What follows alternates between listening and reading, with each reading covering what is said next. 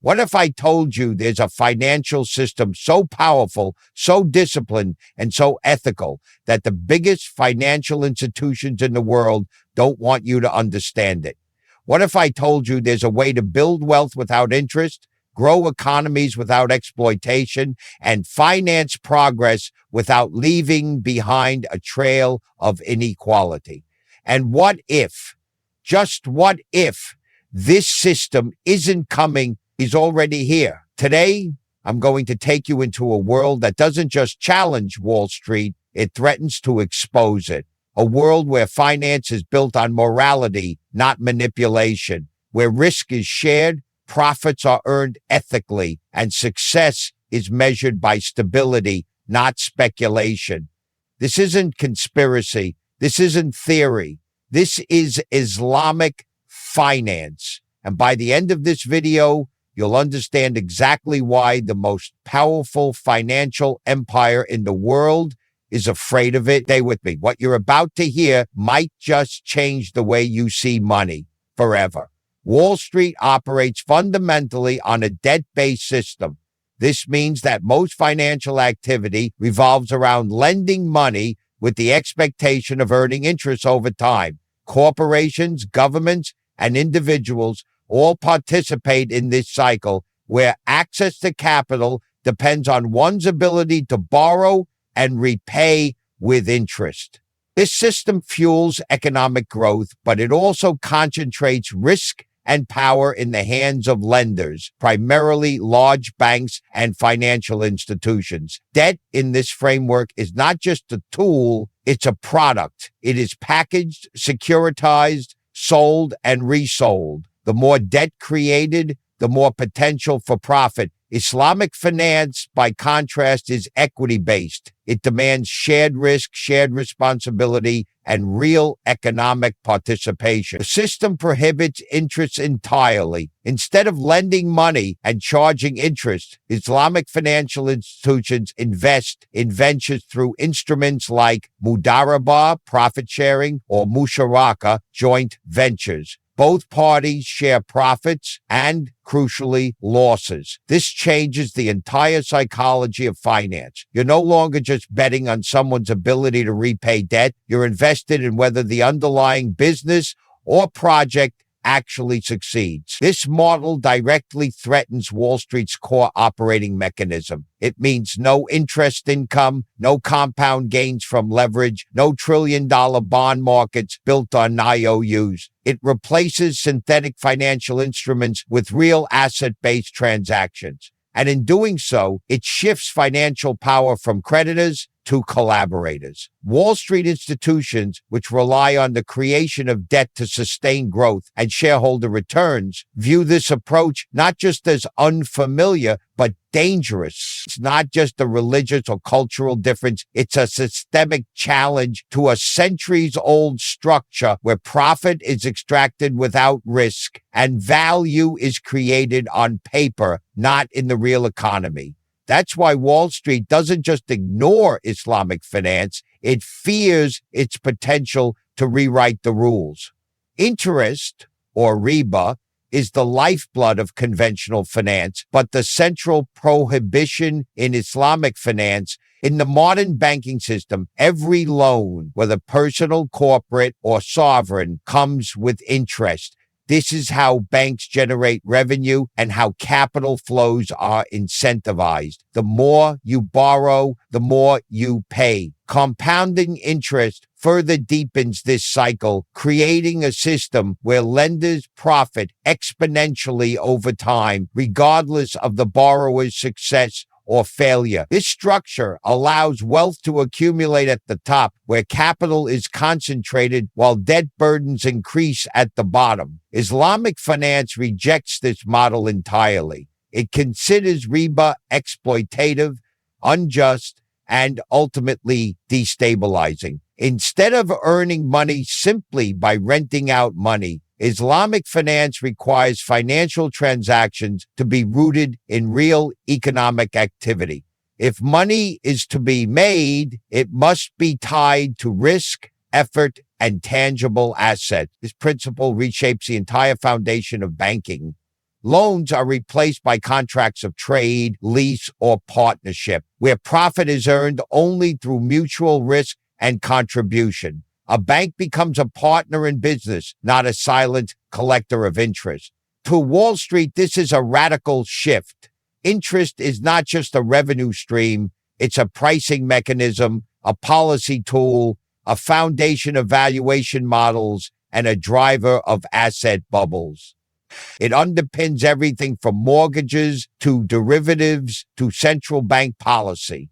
Eliminating interest would require a complete recalibration of the financial system, stripping power from banks and undermining the instruments that allow them to control liquidity and influence markets. This is why the idea of finance without interest isn't just dismissed, it's resisted. Wall Street understands that if this model was scaled globally, it wouldn't just challenge practices, it would challenge profits, priorities, and the very philosophy of modern capital markets. Islamic finance requires all financial transactions to be backed by tangible assets or real economic activity, fundamentally differing from the speculative nature of much of Wall Street's operations. In the Islamic model, money is not considered a commodity in itself. It is merely a medium of exchange. Profit cannot be earned from money alone unless it is invested in something with real-world value, such as goods, services, or productive ventures. This requirement eliminates the possibility of profit from purely speculative or derivative-based transactions, which dominate much of conventional finance. Wall Street, in contrast, has built an intricate ecosystem of financial instruments that often bear little or no connection to the real economy. Derivatives, futures, options, credit default swaps, and other complex products are traded at volumes many times larger than the global GDP. These instruments are valued and exchanged based on perceptions, predictions, and algorithms rather than physical assets. Entire markets operate on expectations and speculative bets rather than the production of goods or services. The 2008 financial crisis was a clear example of how detachment from real assets through subprime mortgage-backed securities and synthetic CDOs can cause systemic collapse. Islamic finance prohibits such detachment. Every investment must be underpinned by something real, and speculative behavior, gharar, is forbidden. This eliminates much of the volatility and artificial inflation that arises from unchecked speculation. Contracts like murabaha, ijara, or salam are structured around identifiable goods, clear ownership, and transparency. This focus on asset backing introduces a level of discipline, stability, and ethical grounding absent in many speculative Wall Street practices. The fear within Wall Street is not just about regulation or restriction. It's about a model that renders a significant portion of their instruments irrelevant, exposes the fragility of paper wealth, and recenters finance on value creation rather than value manipulation. Wall Street operates with the assumption that some institutions are too big to fail. When financial giants collapse under the weight of bad decisions or reckless risk-taking, governments step in with taxpayer-funded bailouts to prevent systemic collapse. This implicit safety net creates a moral hazard where the largest players take outsized risks, knowing that public money will rescue them if things go wrong. The 2008 financial crisis is a stark example. Major banks and financial firms were saved, not for their merit or responsibility, but because their failure would have brought down the entire global financial system. Profit was privatized, but risk was socialized. Islamic finance operates on fundamentally different principles. There is no concept of too big to fail because the system is inherently decentralized and based on shared risk. In Islamic financial contracts like mudarabah or musharaha, Both parties agree from the outset to share in profit and loss. If a venture fails, the financier loses money alongside the entrepreneur. Risk is not offloaded onto society, nor hidden behind complex instruments. This model discourages over-leverage, promotes transparency, and aligns incentives towards sustainable success. In Islamic finance, financial institutions are expected to maintain real economic participation, asset backing, and strict compliance with ethical constraints. There's no room for phantom trades or highly leveraged bets that spiral out of control. Without central dependency on interest or speculative instruments, there is less systemic contagion, less reliance on bailout culture, and more resilience in the face of shocks. Wall Street fears this model because it exposes the inherent fragility and dependency of its own system. Without the government backstop, many institutions would collapse under the weight of their own risk. Islamic finance removes that safety net, not through recklessness, but through a design that discourages risky behavior in the first place. This threatens the power and protection Wall Street enjoys. Islamic finance integrates a strict ethical and moral framework into every financial transaction, guided by principles derived from Sharia law. This means that investments must comply with ethical guidelines that go beyond profitability. Activities considered harmful to individuals or society, such as gambling, alcohol production, tobacco, pornography, weapons manufacturing, and interest-based lending, are strictly prohibited. Companies involved in these sectors are excluded from Islamic investment portfolios, regardless of how financially attractive they may appear. This level of moral scrutiny challenges the very foundation of Wall Street, where profit often trumps principles and where ethical concerns are frequently sidelined in favor of maximizing shareholder returns. Wall Street has long been criticized for funding industries and ventures that are ethically questionable or socially destructive, from financing war machinery and fossil fuel giants to backing big pharmaceutical lobbies and exploitative tech monopolies. The focus has consistently been on profitability, not responsibility. ESG investing, while gaining momentum, remains optional and often superficial. In contrast, Islamic finance makes ethical compliance non-negotiable. It's not a trend, it's a requirement. Every product, transaction, and investment must pass through a rigorous ethical screening process enforced by Sharia boards. This moral filter acts as both a compass and a constraint. It ensures that capital flows only into ventures that contribute to real, sustainable value creation and social well-being. For Wall Street, this is deeply threatening. It imposes boundaries where none currently exist, and it prioritizes community impact over market speculation. By tying financial decisions to ethical consequences, Islamic finance exposes the moral vacuum that often exists in traditional financial systems. Wall Street fears this because it forces a confrontation with uncomfortable truths. That unchecked profit-seeking can and does come at the expense of human dignity, environmental health, and social stability.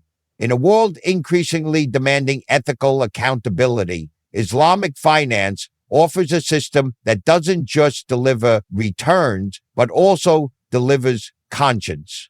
Islamic finance promotes financial inclusion through models that prioritize human dignity over profit, particularly when serving low-income populations. One of the most powerful tools within this system is zakat, a mandatory form of almsgiving that functions as a redistributive financial mechanism to support the poor, the indebted, and those in need. Unlike traditional charity, zakat is an institutionalized part of the financial framework and treated as a systemic obligation. It ensures that wealth circulates in the economy and does not become hoarded or trapped in elite hands. Alongside this, Islamic microfinance institutions provide small, interest-free loans, or equity-based funding to entrepreneurs and families who would otherwise be excluded from the formal banking system due to lack of creditworthiness or collateral. Wall Street, on the other hand, bases its lending and investment logic entirely on risk-adjusted returns. Those who lack assets, credit history, or profitability potential are either ignored or exploited through high-interest microloans and payday lending schemes. The result is a financial structure that widens inequality by keeping vulnerable communities perpetually in debt.